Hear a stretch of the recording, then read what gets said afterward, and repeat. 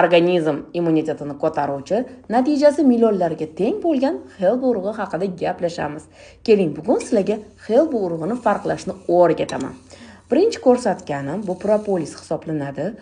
Asalarilar tomonidan o'simliklardan yig'ilgan smolali modda hisoblanadi. Bu ham oshqozon ovqat hazmiga yaxshi foyda beradi. Ammo HELB haqida sizga bugun to'liq ma'lumot beradigan bo'lsam, gormonal muvozanatni, ayollar va erkaklardagi muammolarni hal qilishga, oshqozon ovqat hazmini yaxshilashga, massopatiyaga, erkaklarda esa testosteronni normal holatga keltirib beradi. HELB urug'ini tayyorlash juda ham oson. HELB urug'ini 250 gram qaynagan suvga bir qoshiq solasiz. Xohlasangiz kechasi tayyorlab qo'ying, xohlasangiz 20 daqiqa oldin tayyorlab qo'yib ichadigan bo'lsangiz, tanaga kuch-quvvat beradi. Ayollarda esa tanani chiroyli qilib yig'ib va teri osilishlaridan qutulasiz.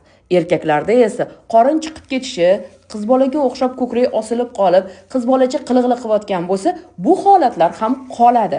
Bu mo'jiza. Albatta bundan foydalanib ko'ring.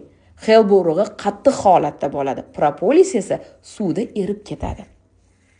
Menga obuna bo'lib oling. Instagram Shahnoza Rixsiyevada storiyada juda ham to'liq ma'lumotlar beraman. Shu profilim tepasiga obuna bo'lsangiz, tekinga 4 tali retsept beraman. Hozir nomerimni qoldiraman, saqlanib qilasiz. Havola orqali esa 4 tali retsept kanalimga obuna bo'lasiz.